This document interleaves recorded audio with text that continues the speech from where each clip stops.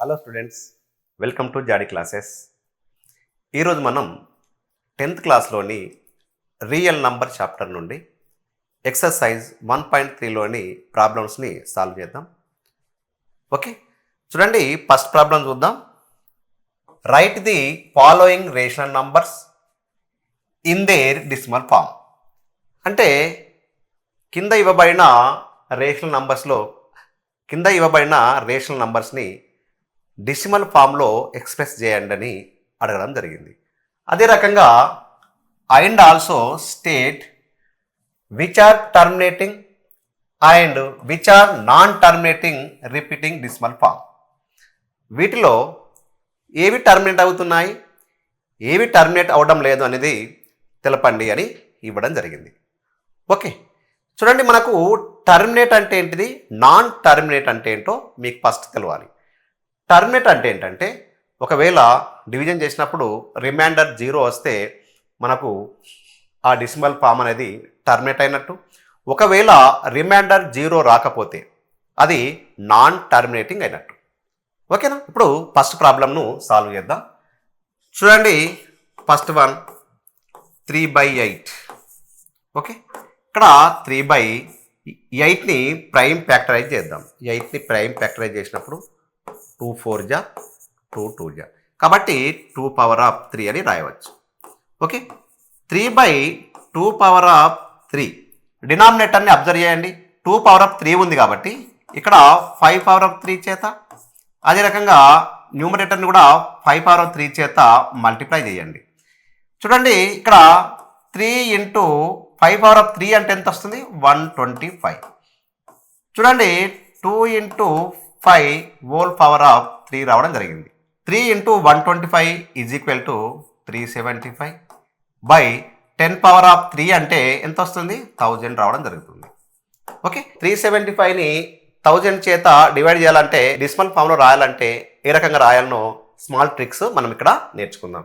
Okay, చూడండి, 375ని 10 చే division చేసినప్పుడు పాయింట్ తర్వాత ఒక డిజిట్ వస్తుంది, కాబట్టి 37.5.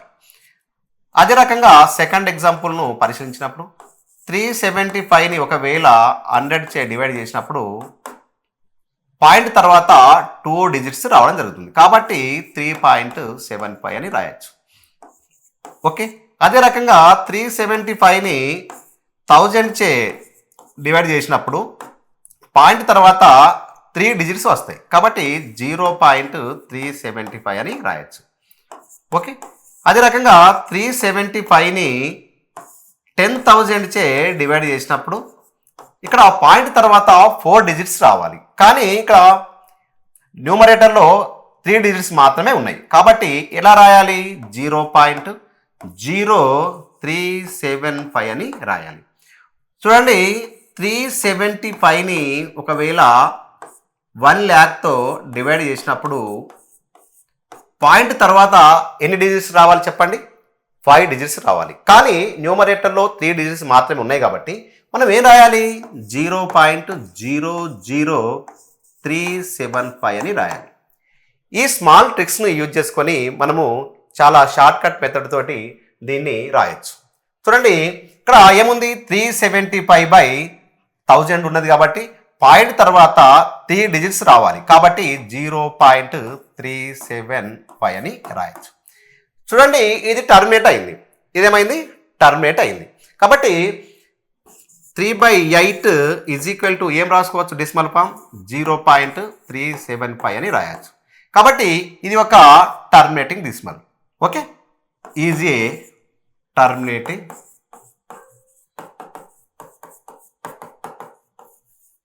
Decimal form.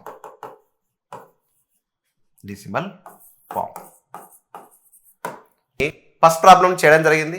ఒకవేళ దీన్ని ఈ మెథడ్ కాకుండా మరో మెథడ్ కూడా దీన్ని సాల్వ్ చేయొచ్చు.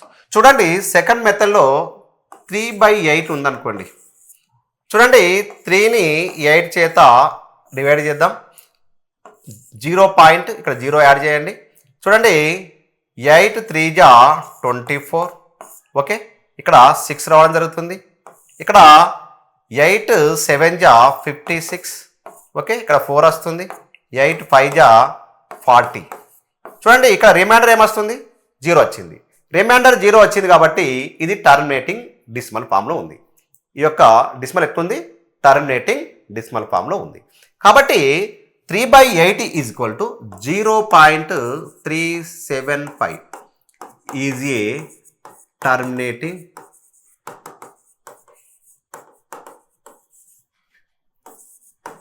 Decimal form. ఓకే, ఈ రకంగా మీరు చేస్తే మీకు ఎగ్జామ్లో మంచి మార్కులు వచ్చే అవకాశం ఉంది. ఓకే రైట్, నెక్స్ట్ ప్రాబ్లం చూద్దాం. సెకండ్ ప్రాబ్లం వచ్చేసి సెకండ్ ప్రాబ్లం 229/400. 229/400. చూడండి ఈ 229 అండ్ 400 రెండు గుణంగా కోప్రైమ్ నెంబర్స్. చూడండి కోప్రైమ్ నెంబర్స్. ఇప్పుడు డినామినేటర్ 400ని ప్రైమ్ ఫ్యాక్టరైజ్ చేద్దాం. ప్రైమ్ ఫ్యాక్టరైజ్ చేద్దాం. చూడండి 2 200 జా, 2 100 జా, అదే రకంగా 2 50 జా, ఇక్కడ 2 25 జా, ఇక్కడ 5 5 జా.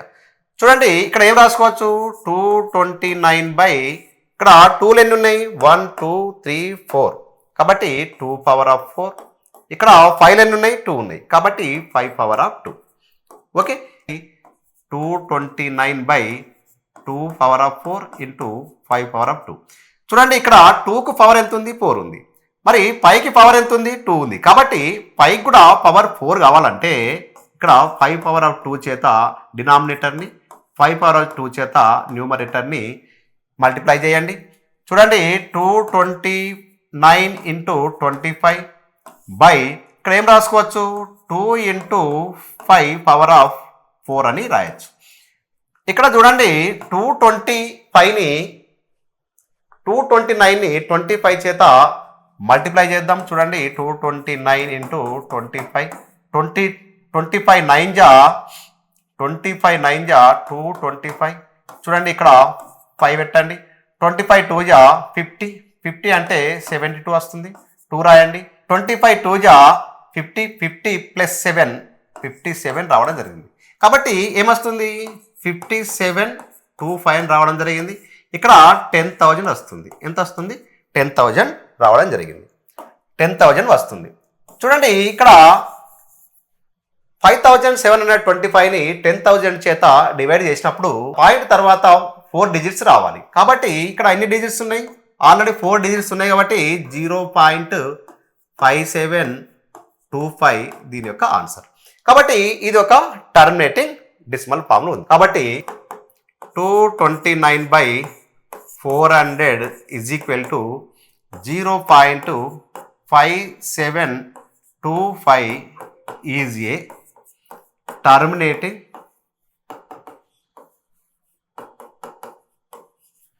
Decimal form. Decimal form. Okay, చూడంండి సెకండ్ మెథడ్లో సాల్వ్ చేద్దాం. ఇక్కడ 229/400 ఇవ్వడం జరిగింది. చూడండి 229ని 400 చేత డివైడ్ చేయాలి. ఇక్కడ చూద్దాం 229ని 400 చేత డివైడ్ చేద్దాం. ఓకే, ఇక్కడ 0 పాయింట్ పెట్టుకొని ఇక్కడ 0 యాడ్ చేసుకోండి.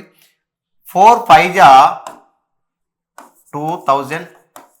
ఓకే, ఇక్కడ 290 రావడం జరిగింది. 0 పెట్టుకోండి. ఇక్కడ 4 7 జా 28. ఓకే, ఇక్కడ 100 రావడం జరుగుతుంది. ఇంకో 0 పెట్టుకోండి. ఓకే, 402 జా 800. ఓకే, ఇక్కడ 200 రావడం జరుగుతుంది. ఇంకో 0 పెట్టుకుంటే 2000 వస్తుంది. 4 5 జా ఎంత వస్తుంది, 2000. 405 జా 2000. ఇక్కడ ఎంత వస్తుంది, రిమైండర్ 0 వస్తుంది. రిమైండర్ 0 వచ్చిందంటే ఈ రేషనల్ నెంబర్ అనేది టర్మినేట్ అయినట్టు. రేషనల్ నెంబర్ అనేది టర్మినేట్ అయినట్టు. కాబట్టి ఇక్కడ ఏమొచ్చింది, 0.5725 రావడం జరిగింది. కాబట్టి 229/400 is equal to 0.5725 is a terminating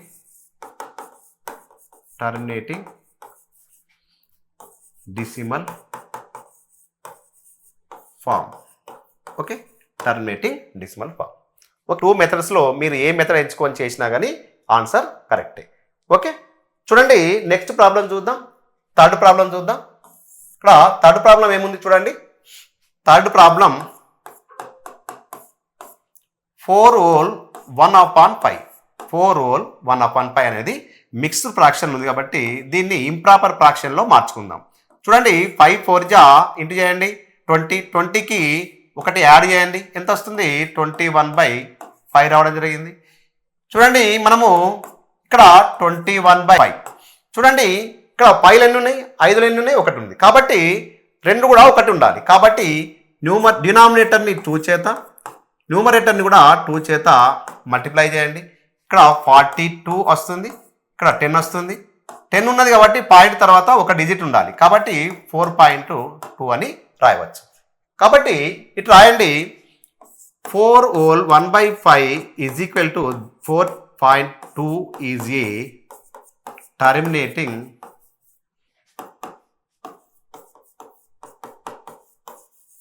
decimal form.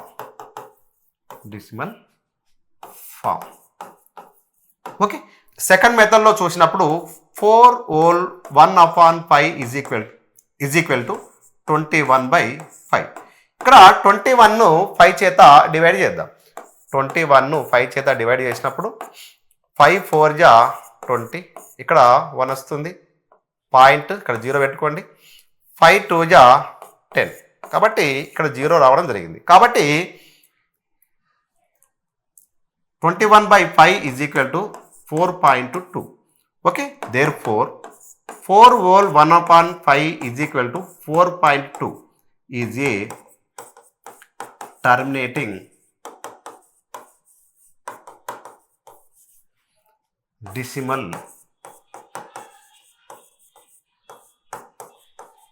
form. Terminating decimal ఫామ్లో ఉంది. ఓకే, ఈ రెండు మెథడ్స్లో మీరు ఏ మెథడ్ చూజ్ చేసుకున్నా కానీ మీకు ఆన్సర్ కరెక్టే. ఓకే రైట్, ఇప్పుడు ఫోర్త్ ప్రాబ్లం చూద్దాం. ఇక్కడ ఫోర్త్ ప్రాబ్లం చూద్దాం. చూడండి ఇందులో 2 మెథడ్స్ ఎంచుకోని అవసరం లేదు, ఒక మెథడ్ చేస్తే సరిపోతుంది. కాబట్టి 4th ప్రాబ్లం చూసినప్పుడు ఇక్కడ 2/11 తీసుకుందాం. చూడండి 2ని 11 చేత డివైడ్ చేద్దాం. ఓకే, ఇక్కడ 0 పాయింట్ ఇక్కడ 0 పెట్టుకోండి.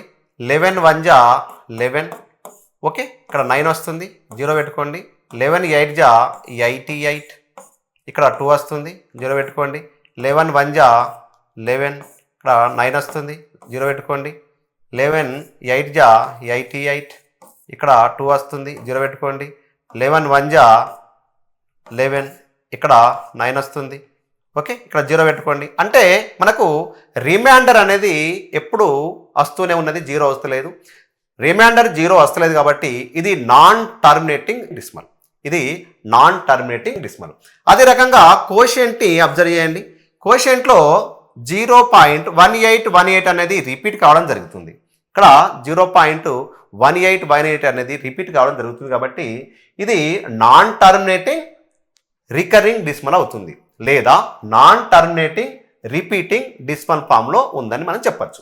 కాబట్టి 2/11 ఈజ్ ఈక్వల్ టు 0.1818 ... అని రాయొచ్చు. కాబట్టి దీన్ని ఏం రాసుకోవచ్చు, 0.18 బార్ అని రాయొచ్చు. కాబట్టి ఇది therefore 2/11 is equal to 0.18 bar is a non terminating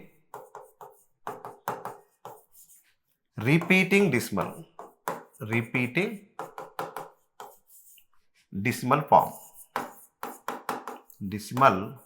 ఫామ్లో ఉన్నదని మనం చెప్పచ్చు. Okay, last problem 5th problem ఇప్పుడు చూద్దాం. 5th ప్రాబ్లం చూద్దాం. చూడండి 5th ప్రాబ్లం వచ్చేసి 8/125. చూడండి ఇక్కడ 8 అండ్ 125 రెండు కూడా కోప్రైమ్స్. ఏంటి, ఈ రెండు కూడా కోప్రైమ్స్. కాబట్టి మనము ఏం చేద్దాం, 125ని ప్రైమ్ ఫ్యాక్టరైజ్ చేద్దాం. 8/125ని ప్రైమ్ ఫ్యాక్టరైజ్ చేసినప్పుడు ఓకే, ఇక్కడ 525 జా, ఇక్కడ 5 5 జా, అంటే 5 పవర్ ఆఫ్ 3 కావడం జరిగింది. ఓకే, 8/5 పవర్ ఆఫ్ 3 ఉంది కాబట్టి ఇందులో ఇంకేం కావాలి, 2 పవర్ ఆఫ్ 3 రాయాలి. ఎందుకంటే డెసిమల్ ఫామ్లో రావాలంటే తప్పకుండా 5 పవర్ ఆఫ్ 3 ఉన్నప్పుడు 2 పవర్ ఆఫ్ 3 కూడా రావాలి. కాబట్టి 2 పవర్ ఆఫ్ 3 చేత డినామినేటర్ని అదే రకంగా న్యూమరేటర్ని రెండింటిని కూడా మనము మల్టిప్లై చేయాలి. ఓకే, న్యూమరేటర్ని డినామినేటర్ని రెండింటిని కూడా 2 పవర్ ఆఫ్ 3 చే మల్టిప్లై చేయాలి. చూడండి చేసినప్పుడు మనకేమొస్తుంది చూడండి. ఓకే, ఇక్కడ 8 ఇంటూ ఇక్కడ 8 వస్తుంది, 5 ఇంటూ 2 పవర్ ఆఫ్ 3 రావడం జరుగుతుంది. ఇప్పుడు 8 జా 64, అదే రకంగా 10 పవర్ ఆఫ్ 3 అంటే ఎంత 1000. ఓకే, ఇక్కడ 64/1000. చూడండి ఇక్కడ ఏం రాసుకోవచ్చు 0.064 అని రాయొచ్చు.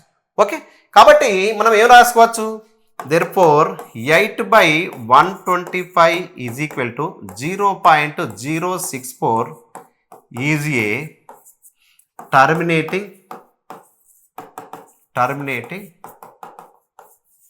decimal form. ఇది టర్మినేటింగ్ డెసిమల్ ఫామ్లో ఉంది. ఓకే, దీన్ని సెకండ్ మెథడ్లో కూడా చూద్దాం. చేద్దాం. చూడండి 8/125. ఓకే, ఇప్పుడు 8/125 చూసినప్పుడు 8ని 125 చేత మనము డివైడ్ చేద్దాం. ఇక్కడ చూడండి 8ని 125 చేత డివైడ్ చేద్దాం. చూడండి పాయింట్ పెట్టండి, ఇక్కడ 0 పెట్టండి, అయినా అదే రకంగా ఇంకో 0 పెట్టండి, ఇక్కడ 0 వస్తుంది. 125 6 ఇక్కడ 750 రావడం జరుగుతుంది.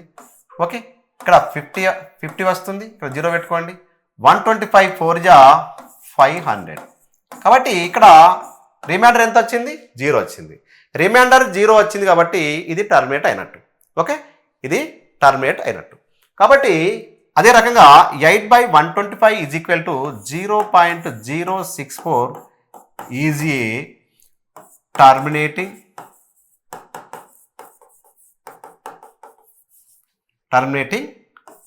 decimal form. డెసిమల్ ఫామ్లో ఉందని మనం చెప్పచ్చు. ఓకేనా, రైట్. ఈ రకంగా ఫస్ట్ ప్రాబ్లంని మనము పర్ఫెక్ట్గా మీ అందరికీ అర్థమైందని అనుకుంటున్నాం. Okay, right.